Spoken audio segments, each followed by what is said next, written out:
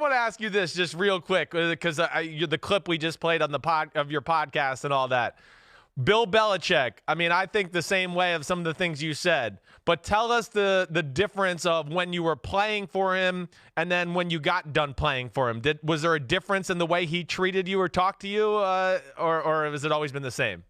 You know, for me, Chris, it's always been the same because it's not like once I turned into the media that I was searching for information. So when I would call Coach Belichick, it wouldn't be trying to hit him up for information or try to steal any secrets.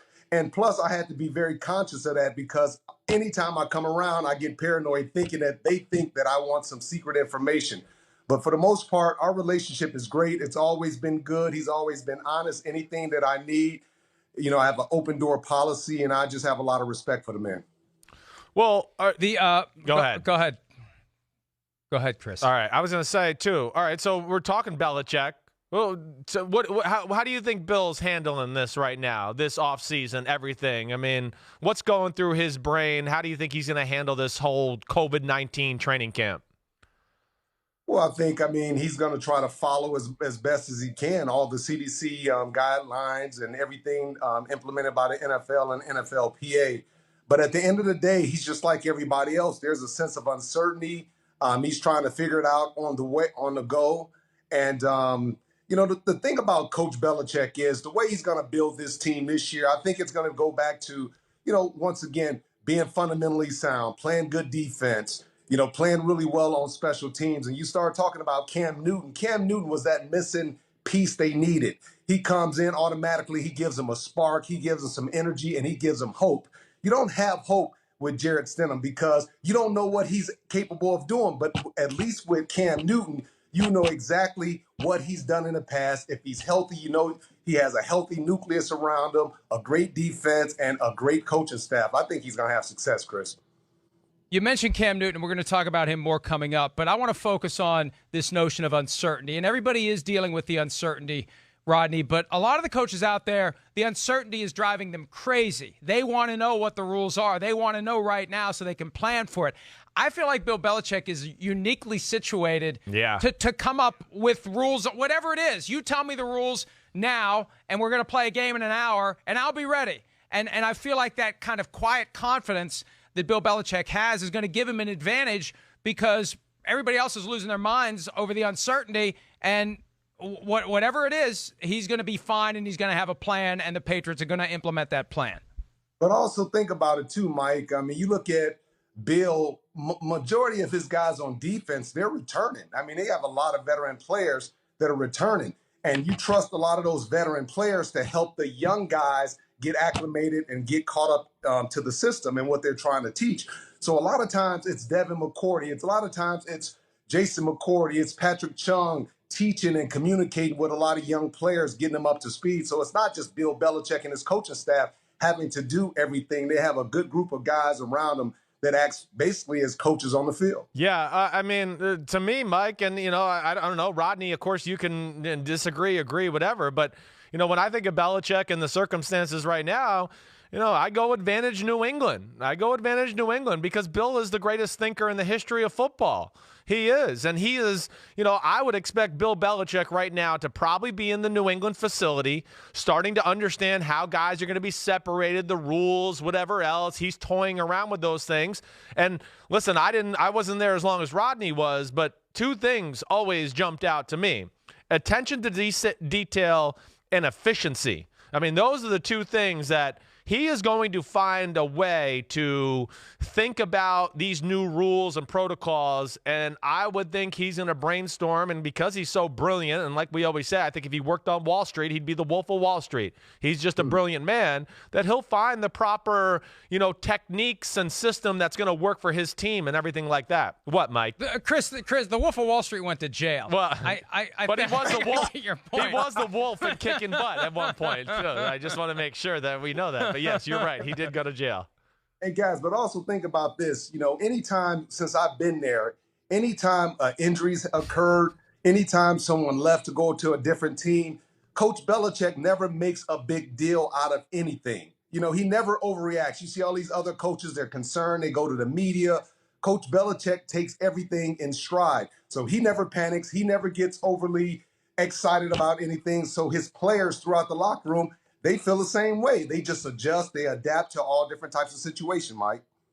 And Rodney, it's the same attitude that the team has always had when it comes to injuries. No excuses, right? Because what happens is you get players saying, "Oh, well, this year's too crazy. We're worried about too many things. We got to worry about the virus. This just isn't our year." No excuses. Whatever the circumstances are, we're going to go do our jobs. Do your job. Whether it's the second string center who has to bump up, whether it's the second string quarterback who has to take over, whatever it is, we're not going to hang our heads. We're not going to say, "Woe is us." We're just going to do what we have to do. And that's why I think that mindset's going to serve them well this year. Yeah, and he talked about Brady one time, and after that, I promise you, he told his teammates, "Hey, you make a statement on Brady after that, we focus on the guys that are here in the locker room that are working, that's on our team." And that's the beautiful part about it, because he doesn't harp on guys, "Oh, if we had this guy, or if this guy didn't leave in free agency." Heck, if you left, you're gone. He'll mention you and say thank you. And after that, you never hear another word about that guy. Right.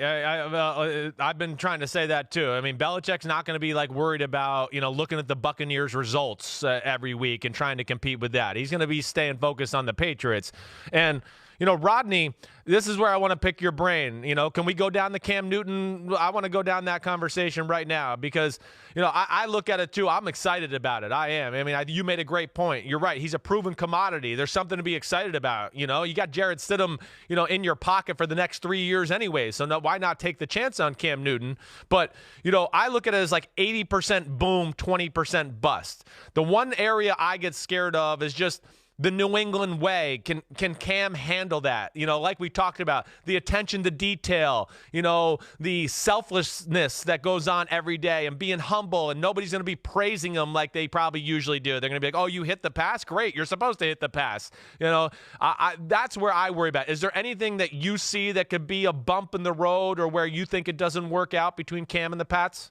I don't, Chris, because you got to think about it. Cam Newton is fighting for his football career.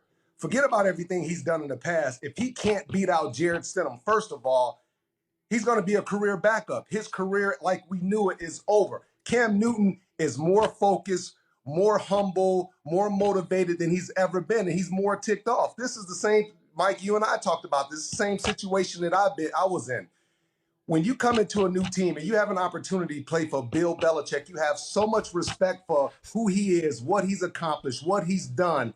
You just want to be part of something great. Cam Newton has made over $100 million. He's been to the Super Bowl. He's had all pros and Pro Bowls and all those different things. He's been the MVP of the league. Now you want to come in, you want to acclimate yourself to the system, and you just want to fit in. And I think Cam's going to do a great job. I think he has a lot of respect for Coach Belichick, Josh McDaniels. I think he respects the entire Patriots organization. And Cam's he's gonna play well, man. And think about this. Maybe he makes an adjustment with his sliding or something like that. But Cam Newton, when he plays, he's going to play the way we've always seen Cam Newton. He's going to be big, aggressive, and physical. Hey, I know we're talking about the Pats, but stop banging the damn table, okay? Yeah, I can hear it, all right? You damn safety, you. Up, man. I know. Hey, here's the wild card, though, in my estimation, because it's not Bill Belichick and Cam Newton. It's Josh McDaniels and Cam Newton. And I had someone point out to me recently that, whether and to what extent they can get the right working relationship is going to be critical. And we've seen times in the past where Tom Brady lets Josh McDaniels have it on the sidelines during a game, but it's the stuff that we don't see. How closely will they work together? Will it mesh? Will it work? Will Josh McDaniels dial up game plans that get the most out of Cam Newton? How do you feel about McDaniels and Newton working together the way they need to get the most out of his skills? We talk about the best offensive coordinators in the National Football League. And in order to be that, you have to adjust your system.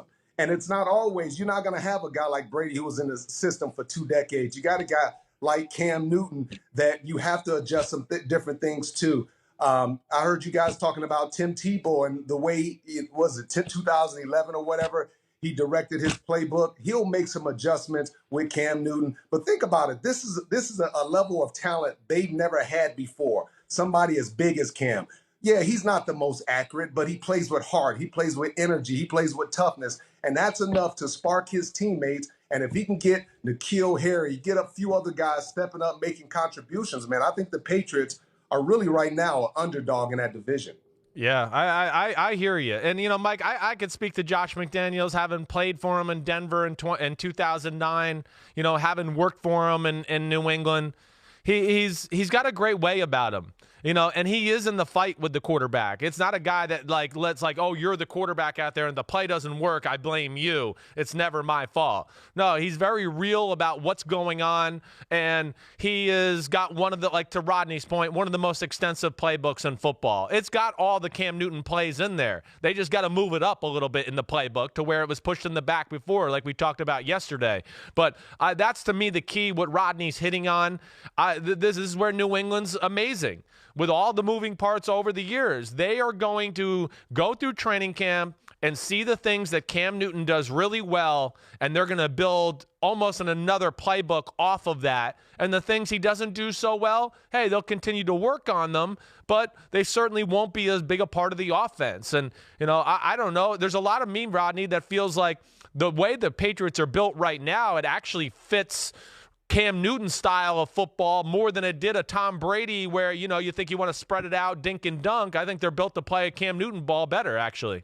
But actually, Chris, that's an excellent point by you, because they can still dink and dunk, bring up Cam's completion percentage to 65, 70%, dinking and dunking, but also running the football. Everybody knows that the Patriots like to throw the ball, but their number one thing, and Coach Belichick talks about it all the time, is having success running the ball. Obviously, playing well on defense, making sure the special teams, making sure that they don't turn the ball over, making sure that they limit their penalties. So it's a lot of the fundamental stuff. And the other thing you talked about, Josh McDaniels, what I personally love about him, he's not one of those guys that goes around and he kisses butt. Right. It's like he has something, he's going to do a really good job of communicating with you. He's not going to, sit here and say, oh, Brady, it's whatever you want to do. He's going to get in Brady's face, and he's going to tell Brady exactly how he feels, just like he'll do the same thing to Coach Belichick. That's why the players take to Josh McDaniels, because he doesn't go around kissing butt. We need to take a break, but let me just underscore a point Rodney made earlier. And Rodney, I think this is an excellent observation. If Cam Newton can't beat out Jarrett Stidham, he is a career backup moving forward. And even though there isn't going to be a preseason, even though the traditional opportunities for a quarterback competition aren't going to be there, one of the reasons Chris and I believed that Cam Newton was available for so long is the other teams were afraid to bring a Cam Newton in because he instantly is better than your starter. And from the first practice, the players are going to go to the locker room, they're going to say, holy crap, why is he the backup? And in New England, it's not like Jarrett Stidham is going to go pout in the corner. And if he does, Bill Belichick will say, stay in the corner. We'll find somebody else to be the backup, right? Absolutely. Do we have to go to a break, or do I have time? No, you can say something. Go ahead. No, I mean, you're absolutely right. And then as a player, think about it. If I'm Devin McCourty and I just lose Tom Brady, and all of a sudden in the offseason, I'm like, what the heck is this Jarrett Stidham going to do? Will as a defense, do we really have to be the number one defense in the league to win now? Then all of a sudden Cam Newton signs, you're like, holy crap, man, we got a legitimate chance. Like, we can win this division. You automatically forget about Tom Brady, and you feel like you give yourself a really legitimate chance of winning that division and getting back into the playoffs and having success. Hi, I'm Mike Tirico, and thanks for watching. Make sure to hit subscribe for the latest news and highlights from NBC Sports.